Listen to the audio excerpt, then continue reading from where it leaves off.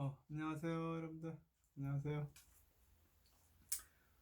지난 시간에 이어서 오늘 강박성 성격장애 후반 마무리 그 단원을 정리해 보겠습니다. 325페이지 여러분들 한번 보실까요? 이 칼 아들러라는 이 사례가 지금 나와 있죠.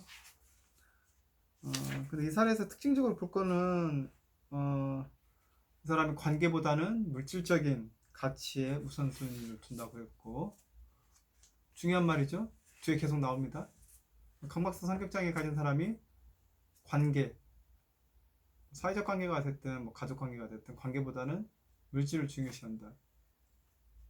지난 시간에 아마 제가 비슷한 얘기 했었죠. 그래서 물질에 우선순위를 두거나 가치를 두게 되면 우선순위가 이제 또 물질에 있으면 이렇게 강박성 성격장애, 근데 강박성 성격장애가 문제가 아니라 강박성 성격장애를 가지면 이 사람들이 불안이나 여러 가지 정신병리를 가지게 돼 있어요. 강박성 성격장애라는 용어가 문제인 게 아니라 그 심리적인 어려움을 경험하게 되고 행복감이 뭔지를 어, 평생 모르고 살게 되는 겁니다. 그러니까 여기서 뭐 뒤에서 계속 나오겠지만 알 수 있는 거는 어, 관계와 물질이 있다면 관계가 이게 내가 이렇게 중요한 느낌으로 와닿는 어떤 그 수행을 해야만이 어, 행복으로 갈 수 있다. 그런 메시지를 줄 수 있죠. 그래요. 그래서 대신에 이제 326페이지 중간 하단에 그 좋은 배우자를 만나는 경우가 있다. 그런 내용이 나와 있죠. 지나치게 어, 이제 이런 세심한 성격이 아무래도 이제 그 배려심이 많은 배우자, 배려심이 많은 배우자가 눈에 띄죠. 아무튼 좀 이런 너무 꼼꼼하다는 표현은 그렇고 이렇게 너무 이렇게 강박적인 성격장애를 가진 사람을 이해할 수 있는 수준의 그런 배우자가 이제 눈에 띄는 거겠죠. 네네. 대신에 그 배우자는 이제 처음에는 근데 그런 배우자도 이제 배려심일 수도 있는데 여기서는 이제 마음이 좀 넉넉하다 이렇게 나오지만 사실은 강박성 성격장애인 사람 모든 성격장애인 사람을 내가 그거를 보는 그 지혜가 없다면 어, 그러니까 내 삶의 중요한 부분을 그 사람에게 이렇게 제가 앞에서 수업했듯이 에너지를 좀 좀 에너지 흡혈귀라고 했는지 에너지를 이렇게 빼앗기면서 살게 되죠. 그 얘기는 뭐냐면 상대방도 행복이 무엇인지를 아는 사람이어야 같이 그 행복을 나누고 행복을 이렇게 키워나갈 수 있지 않습니까? 어떨 때 인생의 의미가 있고 행복감이 키워지는지 아는 배우자를 만나야. 근데 이제 어, 강박성 성격장애인 사람이 좋은 배우자를 만날 때도 있는데 결국은 근데 그 배우자도 에너지 수준이 다른 측면에서는 어떤 부족한 면이 있어서 이 강박성인 사람에게 끌리는 경우라고 볼 수 있죠. 이게 끌리는 그게 자기 부족한 점이 맞기 때문에, 그러니까 자기를 건강하게 만들고 지혜를 키우면은 그 수준에서 건강한 사람을 만난다는 게 저희 상담 분야의 어떤 큰 어떤 하나의 원칙이죠. 자기가 성장하면 그만큼 성장한 수준의 좋은 사람을 만난다는 거. 근데 만났을 때 좀 실수할 수도 있어요. 그랬을 때는 또 뭐 다시 출발해도 되고, 출발이라는 표현은 그렇지만 자기가 성장하면 동시에 이제 배우자도 같이 성장하는 경우도 있어요. 내가 성장하면 뭐 꼭 이혼을 해라가 아니라 상대방도 성장하는 경우가 있죠. 이보다 더 좋을 수는 없다. 그 영화에서는 이제 좋은 배우자를 이제 만나는, 그래서 좀 치유가 되는 그런 좋은 케이스인데, 그런 케이스가 아무튼 영화다 보니까 없는 건 아닌데 이제 현실에서는 뒤에 여러분들 이제 마지막에 나오지만 관계를 안 하는 것이 우선 첫 번째 가장 좋은 방법이다라고 나와 있죠. 아쉽지만. 그래 327페이지에도 뭐 고집이 세고 경직된 사고 뭐 계속 반복적으로 나오는 거죠. 네. 근데 경직된 사고를 하기 때문에 사실은 정치나 종교나 보면 막 이렇게 너무 황당한 그러니까 그 정치 색깔들 있지 않습니까? 가짜 뉴스 같은 거 생산한다고 요즘 그러지 않습니까? 그러니까 사고가 경직되면 아무리 증거가 있어도 믿지 않는 거죠. 그래서 가짜 뉴스를 퍼나르거나 종교 같은 경우도 경직되게 이제 믿는 거죠. 자기 종교. 내 종교라고 하죠. 우리 종교도 아니고 내 종교. 그래요. 그래요. 근데 뭐 자기중심적일 때가 있다. 이건 공통적인 거고 327페이지 그 맨 오른쪽 두 번째 칸에 보면 그 끊임없이 일하고 보상을 바라지 않는다고 했는데 이런 건 이게 강박성 성격장애인 분들은 보상보다는 자기가 이제 답답하고 불안이 주 원인이죠. 두렵고 불안하고 이러기 때문에 끊임없이 일을 하기도 하고 그리고 또 공허감들이 있죠 당연히 그런 공허감을 채우기 위해서 일중독에 빠지는 거죠. 관계나 이런 데에서는 이제 불안하니까 그래서 이게 어떤 그 끊임없이 일하는 게 타인을 위한 어떤 봉사로서 일하는 게 아니라 능동적인 일이 아닌 거죠. 이거는 자기 어떤 불안 때문에 일하는 거니까. 그래요. 328페이지에 흔히 하는 변명 있네요. 그 치료를 거부하는 돈이 많이 든다, 시간이 없다. 뭐 상담자나 정신과 의사도 완벽하지 않은데 어떻게 나를 도울 수 있냐. 뭐 여덟 번째, 열 번째, 뭐 난 도움 따윈 필요 없다. 내 문제는 내가 충분히 해결할 수 있고 내가 잘한다. 완벽주의 성향이 있는 거니까. 그래요. 이거 쭉 여러분들 사례를 넘어가서 이 부분 이제 중요하죠. 여러분들 삶의 그 343페이지에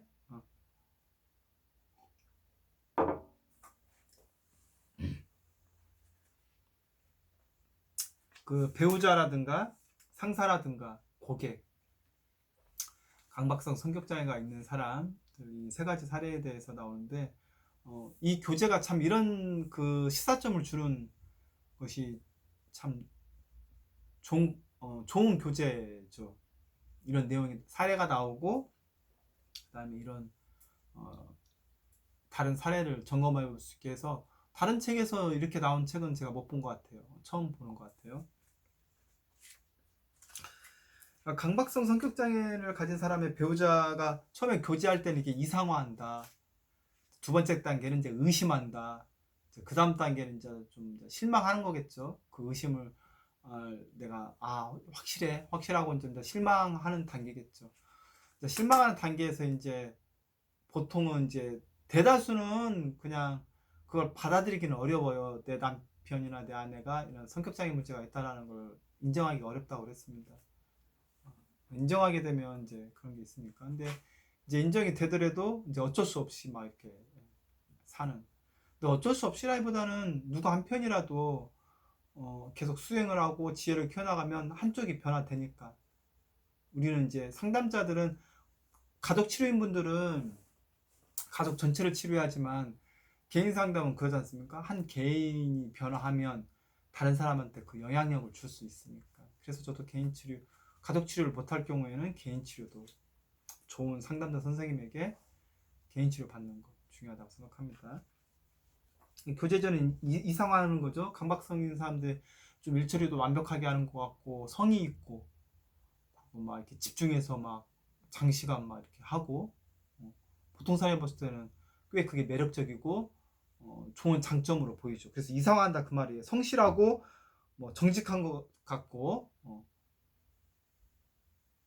그렇죠? 세심하고 그리고 그 사람들은 이렇게 막 계획 같은 것도 이제 뭐 거대한 경우도 있고 하니까 감탄하게 된다. 매력을 느끼게 된다. 이상화하는 단계라고 나와 있네요.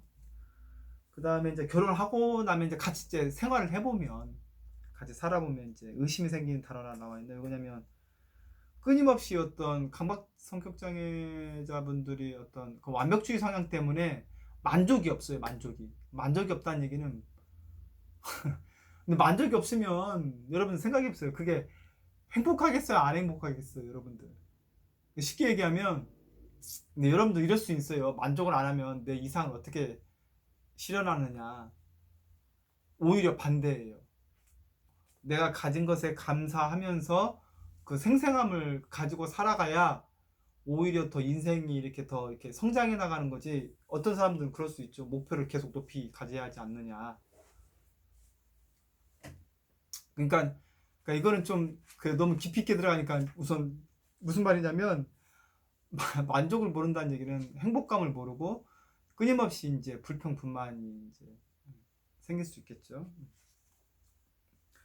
그러니까 비판하는 말하고 감사할 줄 모르는 냉정함 때문에 좌절감을 느낀다. 좌절감을 느낀다는 얘기는 결국은 이제 내가 실망감도 느끼고 그게 누적되면 우울감을 느끼겠죠. 뭐 남편이면 그 실망감 느낀 게 뭐 하루로 끝나는 게 아니라 그 실망감을 느꼈는데 그게 계속 이렇게 누적적으로 일어나는 일 아니겠습니까? 그래서 이제 부부 관계는 굉장히 이제 걷잡을 수 없다면 각도기 같은 거죠.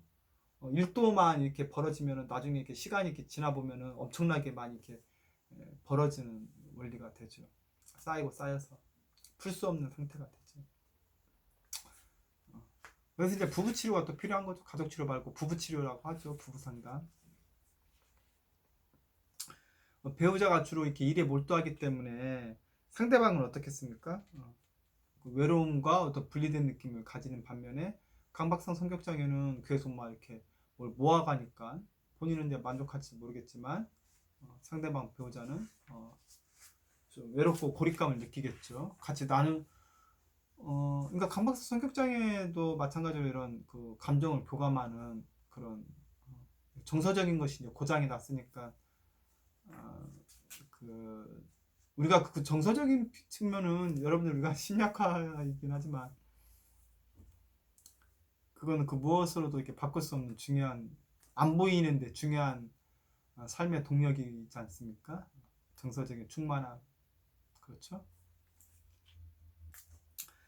그리고 이제 344페이지로 넘어가면 배우자의 결정에 이게 좋고 자기 고집이 있으니까 어떤 경직성이 있으니까 자기가 하자는 대로만 해야 하고 안 하게 되면 보이지 않게 이렇게 보복을 하든 뭐 보복이라기보다는 뭐 이렇게 뭐 삐질 수도 있고 뭐 여러 가지 그런 어떻게 보면 좀 이렇게 유아기적인 그런 행동으로 간다고 가니까 또 배우자 요구를 또 안 들어줄 수 없는 살아보면 그런 의미가 되는 거죠.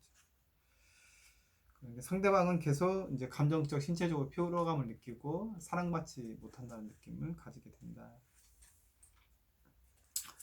나중에는 이제 배우자 문제를 완전히 인식하게 단계인데 이제 인식하고 좌절하는 단계인데 문제는 인식을 하면 좋은 상담자 선생님을 찾아가서 자기 삶을 자기 것으로 가져와야 되지 않습니까?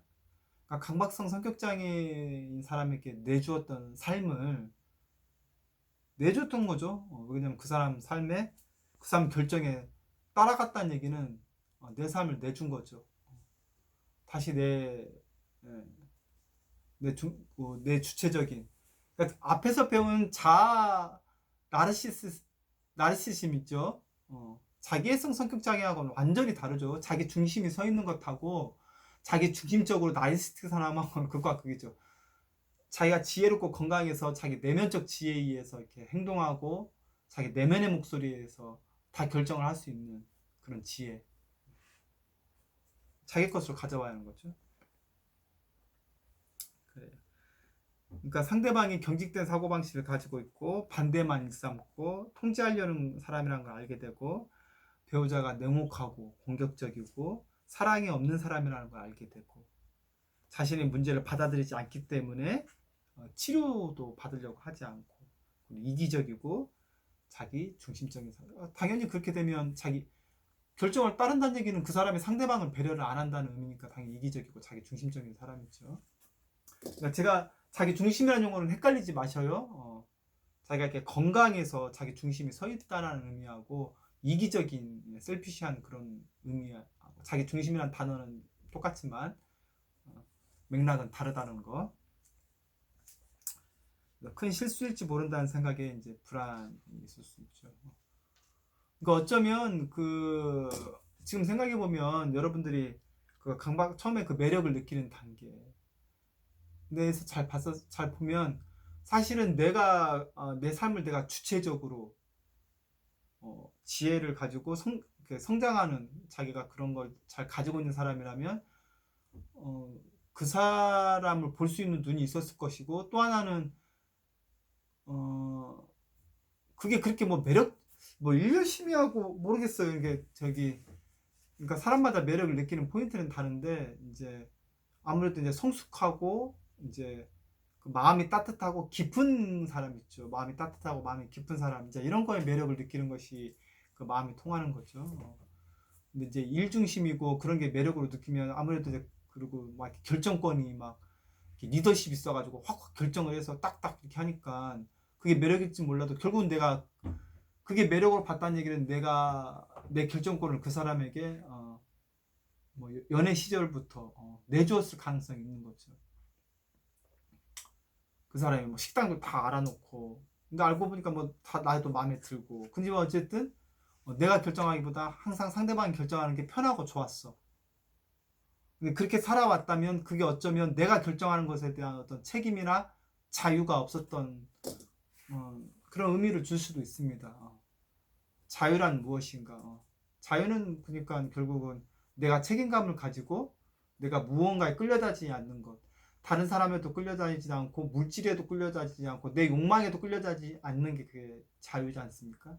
자유를 실천하는 건 사실은 굉장히 오랜 수행이 필요한 거죠. 저도 대충 이렇게 머리로 알고 수행을 하지만 제가 온전히 자유로울 수 있다 어림도 없죠.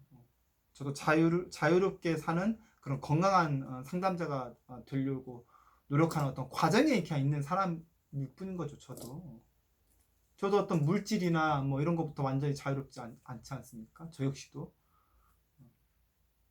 근데 이제 이게 성격 장애로 가는 거는 이제 과한 경우. 근데 일반인들 중에서도 좀 더 정신적으로 건강하고 행복하려면 여전히 물질주의로부터는 벗어나야 한다는 것은 답은 맞다. 근데 그 답이 맞는데 그거를 실천하고 수행하려면 어떤 노력이 필요해요. 수행하는 노력이. 그래요. 그래서 여러분들이 이 성격 장애의 직장 상사인 경우에는 여러분들이 이제 나중에 이제 직장을 가지게 되면 상사일 경우도 있고 뭐 부하 직원일 경우도 있지만, 부하 직원 역시도 이제 피곤하게 하겠죠. 내가 상사인데도 이제 그 아랫사람한테 비난당하고 맨날 이렇게 뭐 여러 가지가 있겠죠. 지배하고자 하고 완벽주의적이기 때문에, 근데 결국은 나오지만 이런 여러 가지 융통적이지 않은 성격 때문에 일을 더 나중에는 중요한 일들이든 뭐든 이런 건 좀 망치게 되는 경우가 있죠. 경직된 사고 다른 사람의 조언이나 충고를 받아들이지 않는다라는 거. 그러니까 병원에도 안 가겠죠. 저기 치료를 받지 않겠죠. 우유부단이라고 4번에 나와 있는데 이게 참 아이러니한 거죠. 완벽주의적인데 우유부단해요. 이해되시죠? 그러니까 완벽하게 무언가를 하려고 이렇게 머릿속으로 결정하려다 보면 어떤 결정을 해야 할지 자기가 우유부단해지는 거예요. 오히려 결정을 더 못하게 되는. 그러면서 시간도 낭비하게 되고 자기가 한 결정에 대해서 항상 후회를 해요. 왜냐면 완벽주의이기 때문에 어차피 세상살이에서 완벽한 결정은 없고 완벽한 삶도 존재하지 않지 않습니까? 그냥 그 순간에 내가 기쁜 감정과 합리적인 사고를 가지고 결정을 하는 거. 이게 지혜로운 결정이죠. 그게 바로 감정과 머리가 이렇게, 이성과 감정이 통합된 결정이 지혜로운 결정이지 않습니까? 머리로만 결정하면 항상 이건 거의 틀리죠. 차라리 마음으로 결정하는 게 더 좋은데, 마음으로 결정할 때 물론 이제 자기 마음이 또 건강한 상태야지만 어쨌든 두 가지가 좀 통합적으로 결정해야 하는데, 그렇기 때문에 우유부단함이 계속 생기고 계속 후회하는 현상이 일어나게 되죠. 네.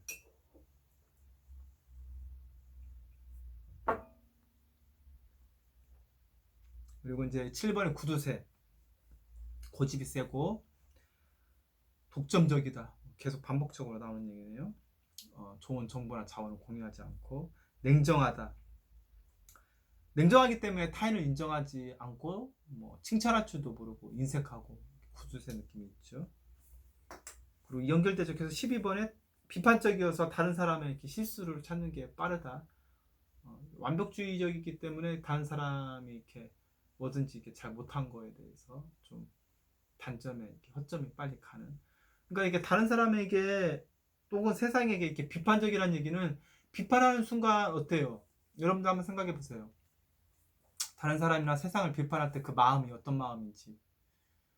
그러니까 합리적인 비판은 필요하죠. 건강한 비판 필요하죠. 건강한 비판 말고 그냥 이렇게 항상 뭔가 이렇게 잘한 것도 있는데 잘한 부분을 쏙 빼고 칭찬하지 않고 못한 것만 맨날 이렇게 생각하고 그것만 지적하는 상사나 그런 사람이라면 그 비판할 때의 그 감정이 평온한 감정은 절대 아니죠. 비판하는 순간 어때요? 마음이 좀 편하지 않죠. 불편하죠.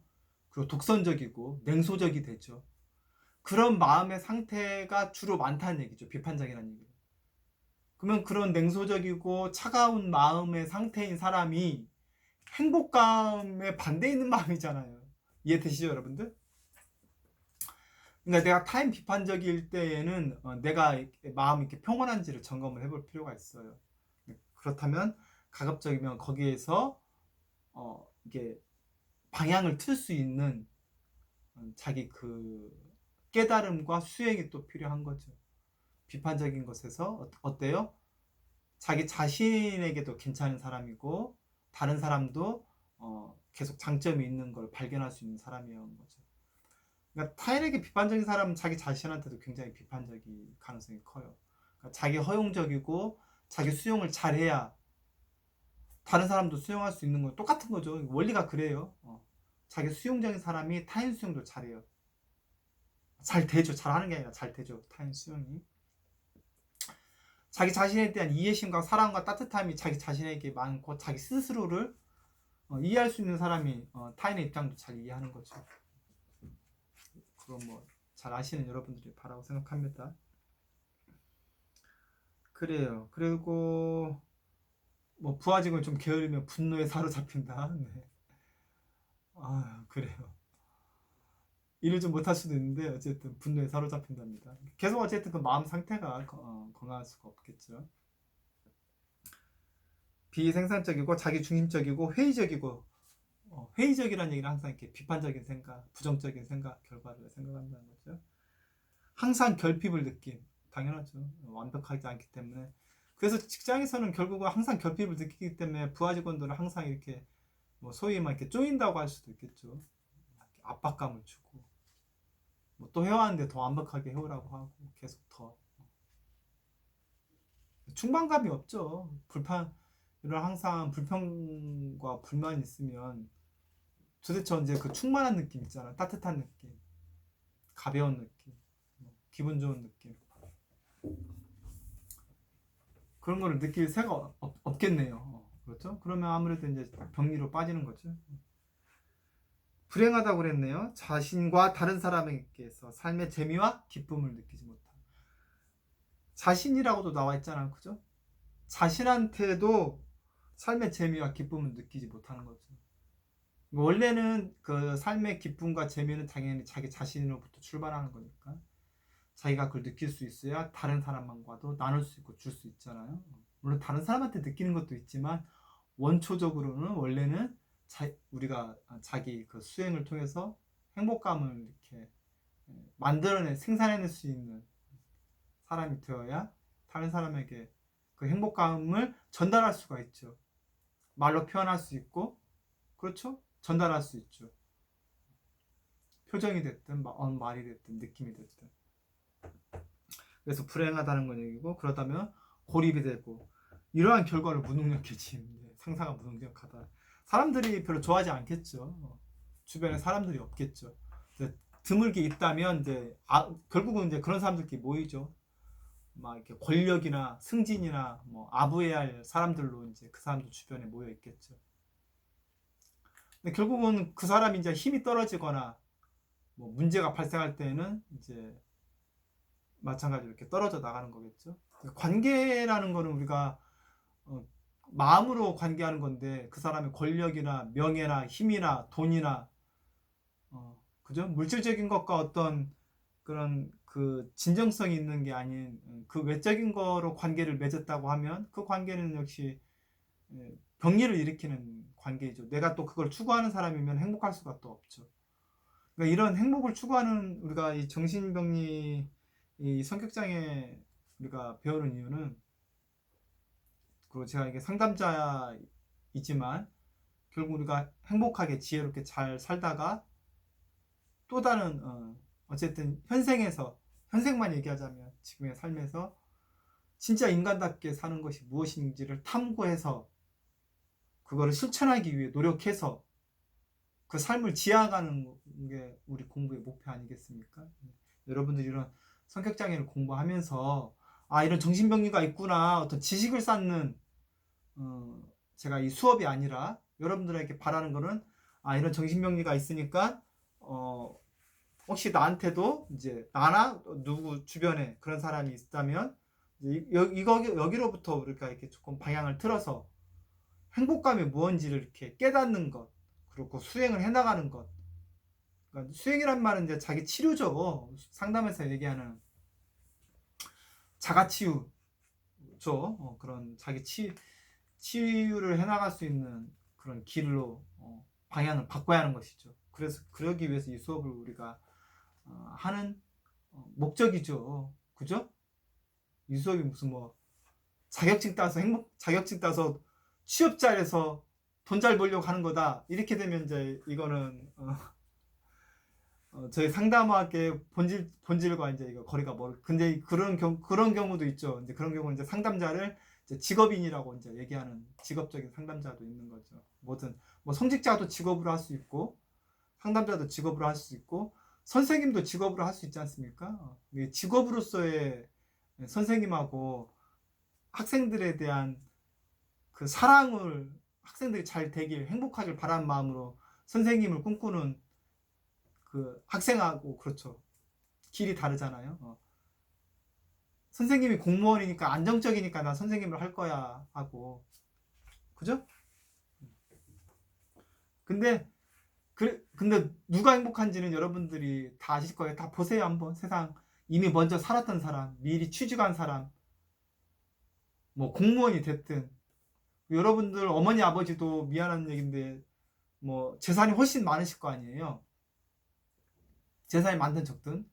근데 돈 걱정 하시는지 안 하시는지 한번 살짝 보셔요. 뭐 우리 집이 뭐 아파트 어디를 사는데 뭐 그래도 돈 걱정 하시는지, 아버지가 뭐 공무원이신데 뭐 아니면 대기업이 어디신데 한번 이건 생각해 볼 수 있어요. 그러니까 우리 가족이 됐든 세상 살아왔던 사람들을 보면 알 수 있죠. 무엇이 우리에게 행복을 주는지. 그래요 여러분들. 그래서 고객인 경우에는 여러분들 345페이지 고객인 경우에는 그 미리 피할 수 있는 지혜를 얻을 수 있다 우리가 공부해서. 여기도 지혜라는 단어를 좀 오랜만에 나왔네요. 그러니까 지혜를 키우는 것이 얼마나 중요한지 알 수 있겠네요. 그리고 예방이 최고의 전략이다. 예방한다. 그래서 고객 같은 경우에는 뭐 물건을 너무 이제 꼼꼼하게 물어본다고 살지 말지요. 근데 이제 그 물건의 용도에 대해서 물어보는 건 괜찮아요. 근데 그게 아니라 용도와 막 별개의 것을 자꾸 이렇게 물어보는 건 이상한 거죠. 용도에 맞는 걸 물어보는 건 괜찮죠. 그죠? 만족도가 낮다.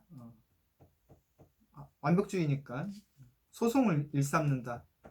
이건 뭐 자개성에서도 있었죠. 앙심을 품는 건 약간 편집성 뒤에 나오지만 편집성하고도 비슷해요. 4번은 자기애성, 5번 앙심을 품는 거는 뭐 편집성.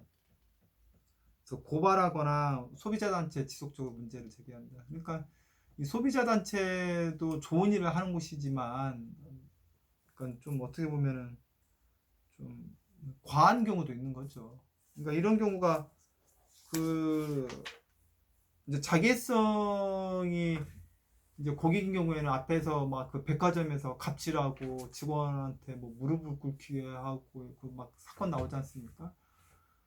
그렇게까지 그게 분노할 일은 아니거든요. 제품에 하자가 있으면 이러이러한 일이 있어서 뭐 이게 그 상대방 점원도 그 그 직업으로서 우리가 인정해주면서 그 사람 존재를 인정해주면서 우리가 가서 거래할 수 있는 거지 막. 그래서 갑질이 그래서 나오는 거죠. 그래서 이제 이런 것들도 어떻게 보면 이제 강박성 성격 장애인 분들도 완벽주의 문제 때문에 자칫하면 이제 갑질이 될 수가 있겠네요. 그래서 원만하게 지내는 방법 이런 부분들이 좀 중요한 의미를 줄 수가 있겠네요.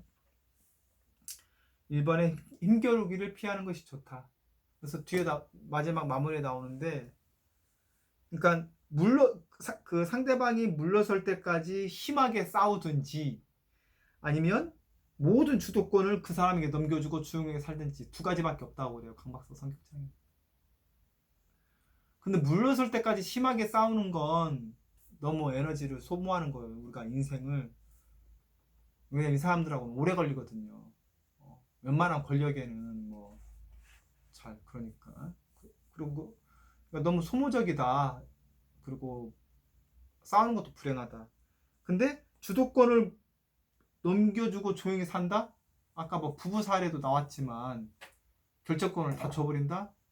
그러면 이거는 내 인생이 아닌 거죠. 그 사람 인생을, 강박성 성격장애 인생을 살아주는 것이 되는 거지. 두 가지 선택사항밖에 없다는 얘기는 그 얘기는 뭐냐면 애초에 이 사람들하고 거래를 안 하는 게 좋다라는 이제 힘겨루기 피하는 게 좋다. 이 두 번 감정적 교감의 기대치를 낮추는 것이 좋다. 이 사람들이 어떤 돈이나 뭐 이런 거에도 인색하지만 당연히 감정적 교류도 인색하다고 그러는데 감정적 교류 자체가 이제 비어 있죠. 메말라 있죠. 메말라 있기 때문에 이제 줄 게 없기 때문에 감정적 교류를 기대할 게 없죠. 굳이 거래를 해야 한다면 이제 이런 기대를 안 하고 낮추는 게 중요하다 그런 말이고, 상대방이 휘둘리지 말고 자신만의 가치를 지켜라. 좋은 말이네요. 그죠? 상대방에게 휘둘리지 말고 자신만의 가치를 지켜라. 강박증 성격상인 사람은 자기식대로 이제 자기성하고 또 색깔은 틀려요. 자기성인 사람의 자기 마음대로 하는 것하고 또 다릅니다. 그래요. 상대방 그들의 평가에 휘둘리지 말고 여러분 자신만의 가치와 자존감을 지켜나가는 것이 중요하다. 그런 말이 나와 있고, 네 번째에 부모나 치료자 역할을 떠맡으려 하지 않는 것이 좋다. 그래서 그들의 욕구, 섣불리 치료자나 양육자인 부모의 역할을 하려고 하지 않는 것이 좋다. 이거는 뭐 공통적인 거였죠. 제가 여러분들한테 계속 말씀드리지만 어떤 여러분들이 대신 성격장애인 사람들에게 어떤 양육자가 됐던 어떤 역할을 하지 않는 것이 중요하다. 제가 초반에 여러분들이 이거는 상담 치료가 아니라 이제 이걸 알아야 여러분 일상생활에서 적용시켜서 여러분들에서 아까 제가 말씀드렸지만 행복의 방향으로 여러분의 삶을 틀어가는 거, 이게 중요하니까 이들의 역할을 해주지 않는 것이 중요하다는 의미입니다. 여러분들이 그 후기에 나와 있죠. 어쨌든 그 파악을 잘해서 이들과 사실은 교류를 하지 않는 것이 가장 좋은 방법이고, 이걸 볼 수 있는 지혜가 필요한 거죠. 앞에 나왔지 않습니까? 미리 피할 수 있는 지혜를 얻는 것이 최선의 예방이다. 어떻게 하려고 하지 않는 거. 이 사람들은 중간에 여러분들의 자발성, 즐거움, 창의성을 다 사라진 걸 발견할 것이, 이들이 빼앗아가기 때문에 에너지를, 당신의 고유한 장점이 사라져버린 자신을 발견하게 될 것이다. 이들과 거래할수록 여러분들이 굉장히 소진되는 느낌을 받을 수 있는 것이죠. 그래서 우리가 강박성 성격장애 있는 사람은 맨 하단에 그 사람과 오랜 만남에도 불구하고 행복과 희망의 결실이 자라지 않는다면 떠날 생각을 하는 것이 좋을 것이다. 근데 이럴 수는 있어요. 그러니까 여러분들이 떠나는 것에 대한 두려움이 있는 분들도 있어요. 분리불안이라고도 하고, 이게 뒤에 나오지만 의존성 성격장애. 의존성 성격장애인 사람은 이제 뒤에 나오지만 이게 의존할 수밖에 없는 그 불안이 있는 거예요.